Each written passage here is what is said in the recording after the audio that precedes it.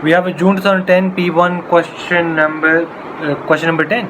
The equation of a curve is this, right? And we have to supposed to find dy by dx. तो सबसे पहले y as it is लिख लेते हैं, which is 1/6 2x minus 3 whole cube minus 4x. Now what's important to notice is जब dy by dx निकाल रहे होते हैं, सबसे पहले एक स्टेप तो होता है कि पावर आपके नीचे आती है और मल्टीप्लाई होती है आपके कोएफिशिएंट के साथ. 3/6 हो जाएगा या 3 × 1/6 हो सकता था. अब 2x minus 3 minus 1 हुआ, पावर में से एक माइनस हुआ, लेकिन आप नोट करो कि अंदर एक्सप्रेशन को भी डिफरेंशिएट नहीं किया, तो अब उसको करेंगे D by D x of 2x minus 3, right. Now minus 4x की डिफरेंशिएशन इज जस्ट 4. ये इंपॉर्टेंट पार्ट है स्टूडेंट्स, फॉरगेट दिस के डिफरेंशिएट करना है आपने, क्योंकि आपने से पहले पावर को नीचे लाया हो, पावर में से एक माइनस किया है. Do not forget to differentiate the expression itself as well. So 1/2 2x minus 3 whole square into 2x minus 3 की डिफरेंशिएशन 2 हो गई minus 4. 2 and 2 get cut out. 2x minus 3 whole square minus 4.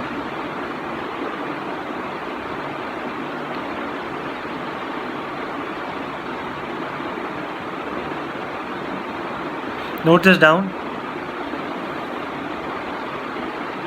Although वो 2 जो है वो जो कट आउट हुआ है उसके साथ मल्टीप्लाई का साइन था, तो स्टूडेंट्स एक्सीडेंटली क्या समझते हैं कि यार ये 4 -4 भी मल्टीप्लाई हो रहा है. रिमेंबर वो 2 जब ब्रैकेट के स्टार्ट वाले 1/2 से कट हुआ तो दैट वाज गॉन, तो मल्टीप्लाई का साइन भी एंडेड, तो it's only going to be -4. Do not end up multiplying the entire expression by -4.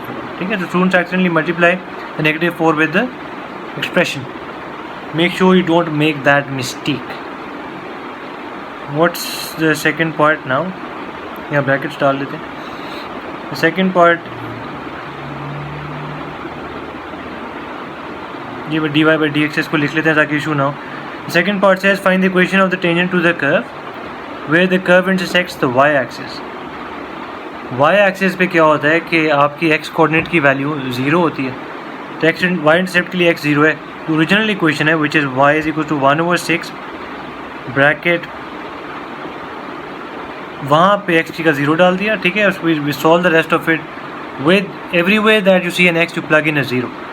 y का कोऑर्डिनेट्स आपके आ जाएंगे यहाँ से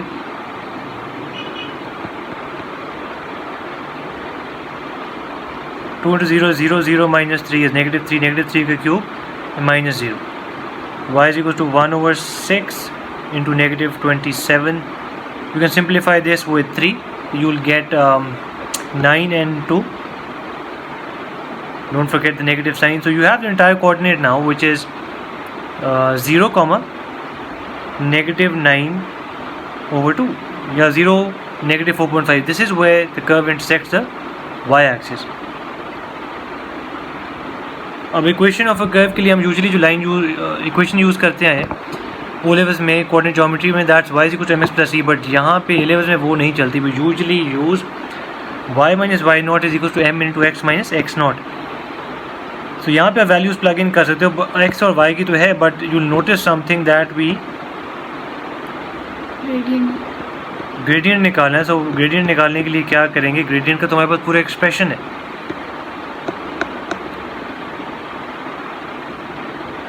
equation of tangent is only calculated at a certain part, right. तो जहाँ पे वो कर्व को खास पॉइंट पे टच करके गुजरा, तो m हमें नहीं पता क्या. उसकी क्या करेंगे कि dy by dx at x is equal to 0. तो dy by dx ये रहा जो पहले पार्ट में से निकला.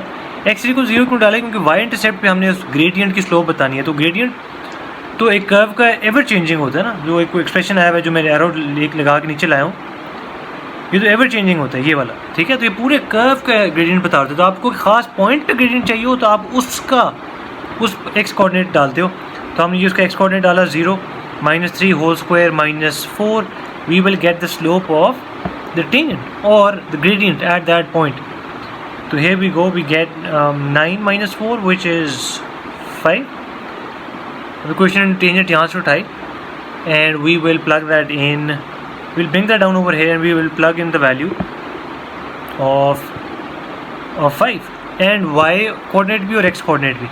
ये आपका x coordinates और y coordinates भी आ गए और m की वैल्यू अभी हमने निकाली है, तो we will plug that in as well. y minus 4.5 या 9/2 is equals to 5 bracket x -0. ये कहाँ से आया, ये भी हमने ऊपर डिस्कस किया था कि y कोऑर्डिनेट निकालने के लिए x 0 डाला था. तो y plus 9/2 is equal to 5x, y is equal to 5x minus 9/2। और what we can also do is 2 से पूरे एक्सप्रेशन को मल्टीप्लाई भी कर सकते हैं। But this is equation of the tangent to the curve. Part 3 sorry, find the set of values of x for which, वो जो ऊपर एक्सप्रेशन है, is an increasing function. Increasing function किसे कहते हैं? इंक्रीजिंग फंक्शन इज बेसिकली, यहाँ पे maximum point की बात नहीं हो रही। This is where increasing function is where the first derivative keeps on increasing, तो ग्रेटर देन 0 है, तो फर्स्ट डेरिवेटिव को ग्रेटर देन 0 डाला। And if you solve this, simple inequalities की तरह सॉल्व किया, दोनों साइडों पे आपने स्क्वायर रूट लिया, बिकॉज एक साइड पे स्क्वायर है, square root of this square root of 4, and we end up with 2x minus 3। और don't forget, because square root है, we can have a plus and minus 2। So 2x minus 3 is equal to 2 and 2x minus 3 is equal to -2। ये जो आपके दो points आ रहे हैं, ये जो आपके पॉइंट्स आ रहे हैं, this is very important to notice कि ये एज इट इज़ आंसर का हिस्सा नहीं है। I tell you why, these are called critical points.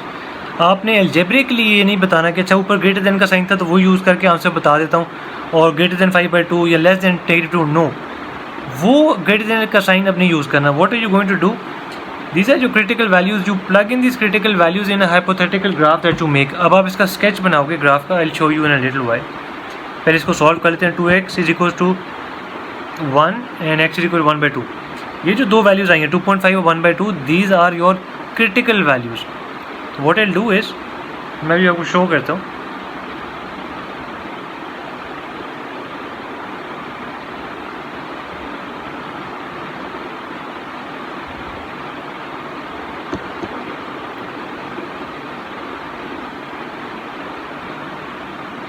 I draw grid now. तो एक क्वाड्रेटिक इक्वेशन को सॉल्व करते हुए क्या हमारे x के दो आंसर आते हैं ना इन पे, वो क्यों आते हैं? वो आपके सोल्यूशन होते हैं। सोल्यूशन किसे कहते हैं? जहाँ पे वो कर्व x एक्सिस को कट करे, तो ये 1/2 पे कट कर होगा, और दूसरा क्या था 2.5 यहाँ पे कट कर। अब वी नीड, ये इस तरह का पैराबोला बन रहा है, वो आप किस तरह डिसाइफर कर सकते हो? आपको पता होगा x² की वैल्यू अगर आपने देखा है पॉजिटिव है तो ऊपर की तरफ फेस करे, नेगेटिव है तो नीचे की तरफ फेस करे, यहाँ पे तो पॉजिटिव है। इंक्रीजिंग फंक्शन ऑफ x, और उन्होंने कहा ग्रेटर देन 0, तो इंक्रीजिंग फंक्शन ऑफ x का मतलब है ग्रेटर देन 0।